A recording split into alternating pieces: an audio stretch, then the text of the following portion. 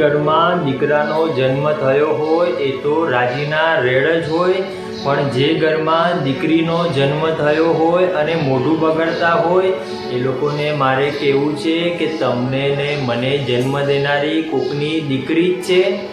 મારો દીકરો શું કરશે એની ચિંતા તો એક પોતાના બાપને જ હોય, પણ મારા પિતાજી શું કરશે જો એની ચિંતા કોઈ કરતું હોય તો એ વાલી દીકરી જ કરે। જય માતાજી મિત્રો, હર હર મહાદેવ। આજે આપણે જાણીએ કે દીકરી કઈ રીતે આખા પરિવાર ઉપર બોજ બની ગઈ। દીકરી તો ઘરની લક્ષ્મી કહેવાય છે, છતાં પણ કેટલાક ઘરોમાં દીકરી બોજ બનીને રહે છે।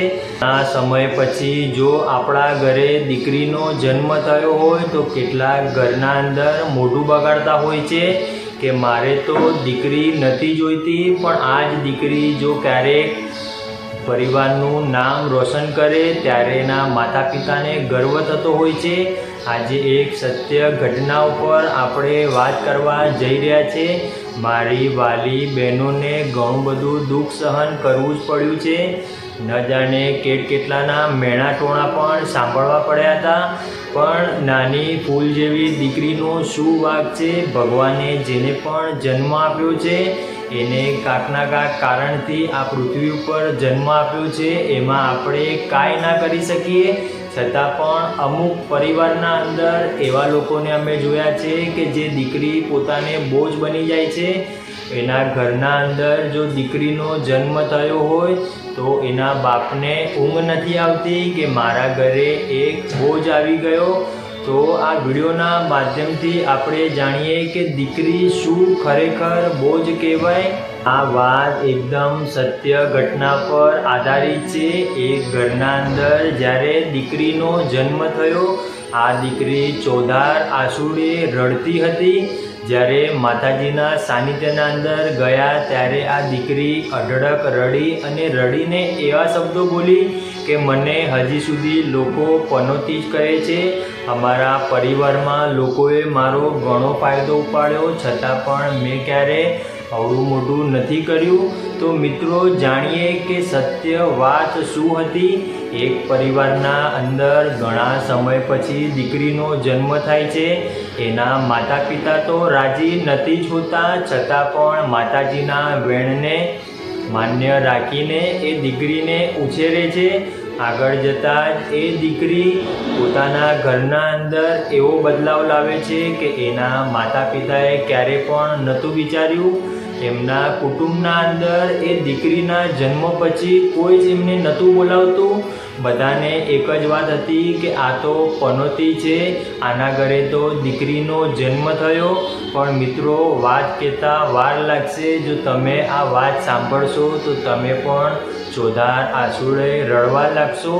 આ દીકરી જ્યારે ભણી ગણીને મોટી થાય છે ત્યારે આખા કુટુંબનું સંચાલન પોતે ચલાવતી હોય એવો વ્યવહાર રાખતી હોય છે।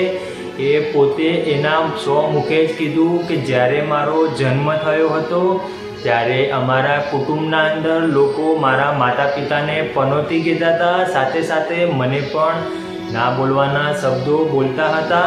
પણ આજે મેં ભણી ગણીને મારા મા બાપનું તો નામ રોશન કર્યું જ, સાથે સાથે અમારા કુટુંબના અંદર જેને ખરેખર જરૂરત હતી એમને પણ હું મદદમાં તત્પર ઊભી રહું છું। મિત્રો, આ ખાલી અને ખાલી એક દીકરી જ કરી શકે। તો પોતાના બાપની ચિંતા નથી કરતો, પણ દીકરી અવશ્ય કરે છે। કેટલાક પરિવારના અંદર દીકરી બોજ બની જાય છે। એ દીકરી જ્યારે સાનિધ્યના અંદર જાય છે ત્યારે એ એવું બોલે છે કે મારા આખા કુટુંબમાં લોકો મને પનોતી કહેતા હતા, મારો ખાલી અને ખાલી ઇસ્તેમાલ કરતા હતા કે આમના ઘરે તો ખાવા માટે અન્ન પણ નહોતું, પણ આજે ભણી ગણીને હું મોટી થઈ ગઈ ત્યારે લોકો સામેથી મારી જરૂર બતાવે છે। ત્યારે એમને માતાજીએ ધૂણીને એક જ વાત કરી કે બેટા, જે તે નહોતું વિચાર્યું એનાથી સવાયું માં મેલડી કરશે।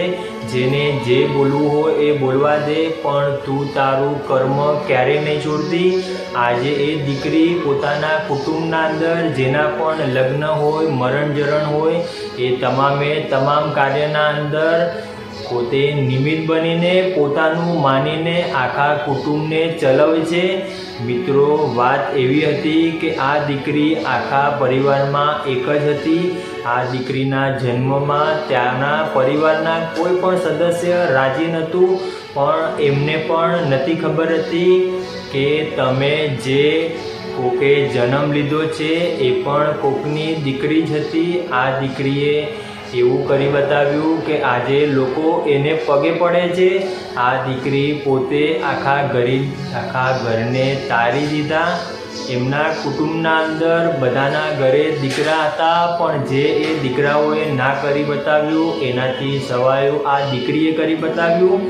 તો મિત્રો, આપણે સમજી શકીએ કે દીકરી ખરેખર બોજ નથી હોતી।